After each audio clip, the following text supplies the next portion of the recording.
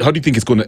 How do you think it can actually influence the next generation of Kenyans? Yeah, Tony Ked Bambara once said the work of an artist is to make the resistance irresistible. Yeah. And actually, art is not only a reflection of the society, it's also the hammer that shapes the society. So, because there's a thin line between an artist being just a reflection of the society, like, you can only do much when you reflect. Also, I respect when you reflect the society, because you cannot take the people where you have not been, or you cannot be what you can see. So we need to see the problem. We need to start talking about the problem, but the people also would like the direction. That is why I told you, into 2027, I will be up to say that I've read the manifestos, and as an artist, I resonate with this person. Yeah. So the work of an artist is very vital. Yeah. And also, like what we saw in during the protests in 2024, very many people who came out of the streets, even the young people, initially, they did not know what that was all about. It looked like a frenzy. It looked like people were online on TikTok, tap. People had not read the bill, and the artist really played a huge role with music, and even people turned music. Songs like Anguka Nayo, I'm Offended. There's a track we did, I'm Offended, and people were out in the streets dancing. We had DJs in the street. We had Akina MC Gogo hyping people in the streets. And people started checking out poetry, checking out music, translating the bill into. So the role of an artist is very vital, and the artist is very influential. And I saw even Calligraph talk about in his new song. He said, you castigate artists when they go to State House and take handouts, but you don't talk about teachers and doctors who take like government money as salary. But you forget that to whom much is given, much is respected. Even the Bible understands that. And artists have influence. Even Dadioen once said that he was actually defending the government. He said, Ruto Leo, if Ruto buys in your like shop, warehouse, would you buy?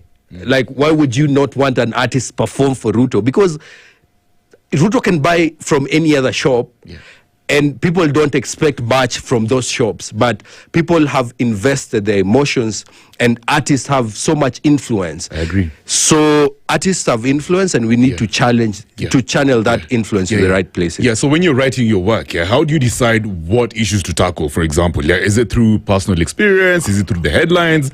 Is it through basically what you can hear on the ground, the voices of the people? What motivates you to write about something specific, to even speak out of your heart? Because I know sometimes you freestyle. So what's the basis of your work? Where do you get inspiration from? I get inspiration from like what I've gone through and what I see other people go through. Resonance. And I believe that is one thing the political class lack. The political class and the ruling class lacks resonance. They cannot resonate with a common human life, and the common human life in Kenya is not dignified. So I write from a point of resonance, and I hear like about what people say, and that is why I'm always in the matatus, I'm always in the markets, like my brand is always in the streets, so that I can get to hear what people say, so that there is no disconnect. Because also as an artist, and that is why when people say when artists go commercial, or sometimes when you like start flying out and you disconnect with the people, and once you detach and disconnect with the people, then that's it. Once I'm always like on Mombasa Road and Jogoo Road, home, studio, home, then once I disconnect with the people, that's it. And that is the problem we have with the ruling class. They don't connect with the people. The bureaucracy around even the presidency is very bad, that people who are beside them only tell them what they want to hear. Mwesh, wewe ndio kusema, there's no one else like you, the ground is okay. And these people don't know what is really happening. Yeah. That's interesting. So if you were to create a piece of art right now, I know your work is timeless, bro. You best believe in the next several years, people are still going to be visiting your work. Thank God for platforms like YouTube and Spotify. Because the more things change, the more they remain the same. You know what I mean? So if you were to write something tonight, at least like this week or whatever, something that would impact Kenyans and make us even think harder and deeper in the next 50 years, what would you write about today? I would write about a future not our own. Yeah. I would write about us being the leaders, and us being, me and you being the builder and not the master builder. I would talk about us being workers. I would talk, because we have the savior mentality, and that is one problem that we have as a country, and that is why our politics are mainly tribal, because we look for people who will save us. We look at saviors and not leaders. I will talk about the art of leadership in planting seeds that will grow into trees in places that we will not necessarily take shade in. I will talk about me and you being prophets of a future not our own, that we need to pass the baton to other leaders. We need to make it better so that other people take it from us. I'll talk about the clamor for change being a long marathon and not a sprint, because even people sometimes they fall off along the way because they feel like we will not get there. But we have to remember, we are not where we used to be, but we have to we are not where we want to be, but we have to respect the fact that we are not where we used to be. 100%. So we've made progress, albeit small. Now that we can talk here, I remember the former president alikuja kasema zimeni kila kitu hapa. Man. How can you talk about that was rough. We are getting there. We are getting there. So it's interesting. In regards to that, I have a piece. I have an album dropping on the 12th of December. I have a gig at the Kenya National Theatre. Good stuff. This time I am inviting you on air. Good stuff. From 6 to 9 p.m. on the 12th of December. Nice. It's dubbed Yellow Paper Bag, because my mom used to be I saw you pushing that, actually. So I'm talking about resilience, because there are people you can see even across the road and wonder, do they make any sales from what they're doing? But the fact that you see them every day selling socks, selling earphones, selling very peculiar things that you may think, but consistently they show up every day, because consistency is the only thing failure cannot keep up with. So my mom inspired me, because she used to go out and she used to come back with flour, just enough for the day. She used to come back home with sugar, just enough for the day. We didn't know about tomorrow, but the fact that she stepped outside, she came with just enough for the day. And that has kept me moving over time, even till date. And I know, even with the clamor for change, if we just continue moving as leaders, we need just small contribution in every aspect of life. We need people to inject inside the matatu. We need people to retweet. We need people to talk about it. We need leadership from every aspect of life, and consistent. That was so powerful. What's the event called again? Yellow Paper Bag. Yellow Paper Bag. So she used to carry the yellow paper bag that had a calendar, the Marlboro paper bag, and she used to tie like them together, and that symbolizes that ordinary things can carry extraordinary dreams. Look at that. So the tagline is, "I am my mother's legacy." Bro, so that title is so creative. So everywhere I've been, everything I've done, she probably hajafanya hizo vitu, ama she might never like go where I've gone, but the fact that I've gone there, I am part of the legacy.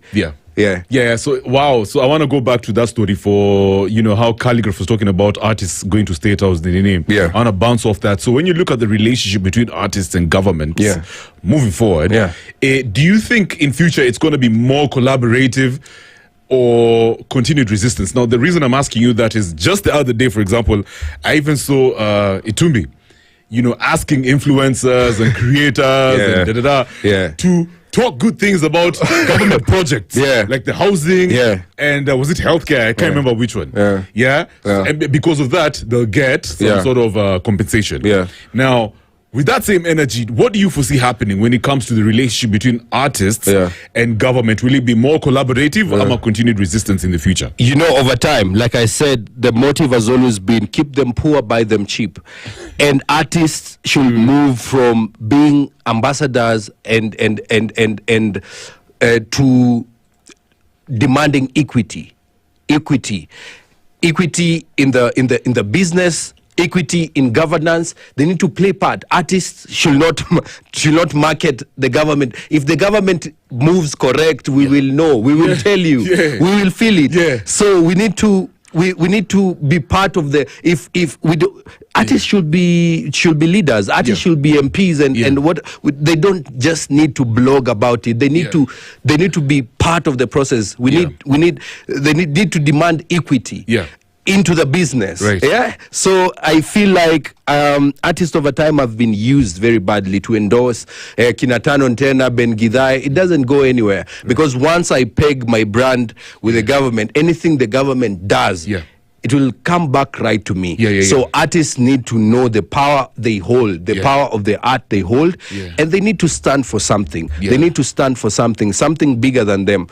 And that is why we remember the likes of Kina Bob Marley. Not that they had the biggest music, but they stood for something with what they had. Kina Muhammad Ali. So, you mentioned earlier how we have to give credit where it's due. We're not where we're not where we want to be. But we're not where we used to be. Exactly. So, are you hopeful for the future when it comes to Kenyan youth? I'm very hopeful.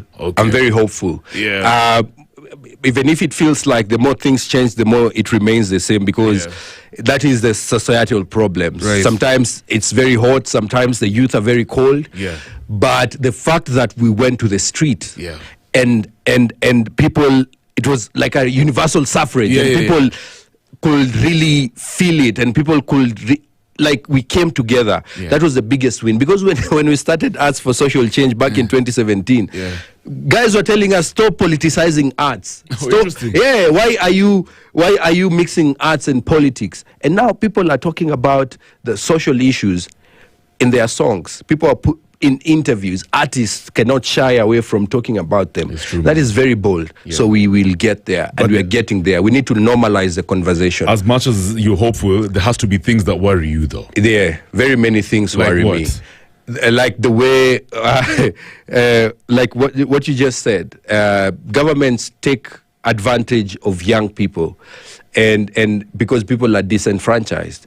And there's a line of mine nasema gavai wakia gavani kulipa vijana kutweet vile gavai na wag.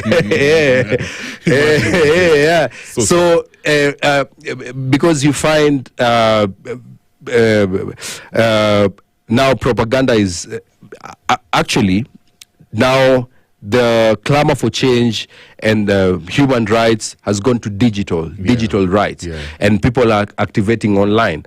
And the more that we are advancing digitally, also it is creating inequality, because also some people are left behind. Now we have the AIs and everything, and also the government is using that as one big propaganda machinery.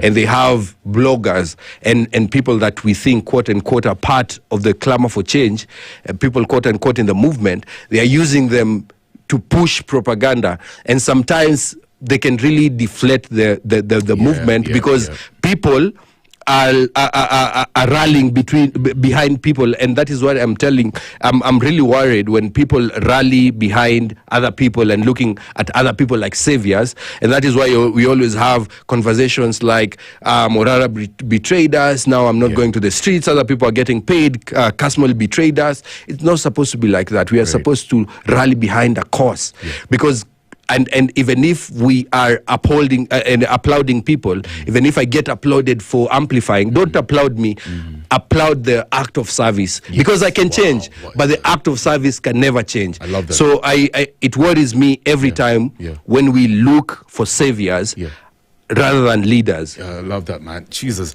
We cannot personalize this process. And when finally, your personal vision, when people look back at Willie Oeba's legacy, how do you think you'd like to be remembered? One who inspired a generation of activists who would use their art for social change. I like that. Because it is not lucrative to do arts for social change. And sometimes you're hot for the government, always hot for the corporates, and sometimes even hot for the non-governmental organizations. So once we normalize the conversations, and the artists can write for social change and can use their pen, because if we stop writing, then what happens to people who cannot hold the pen? And they know art is power. I always say art is power, soft power. And when you have power, you have to know how to move with it, because people think you wield more than you do.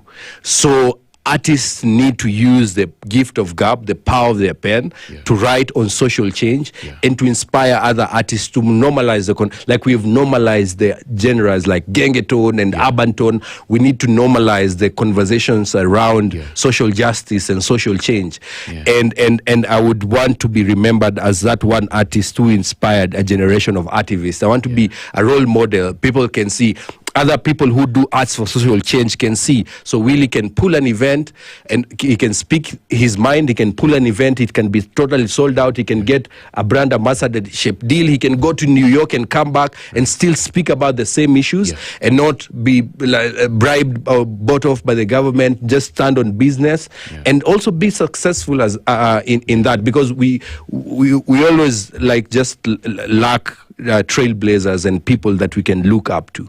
But if we get the mentors and mentor other artists, then it can go a long way. And that is why I have an initiative dubbed Easy Academy, where I work with artists.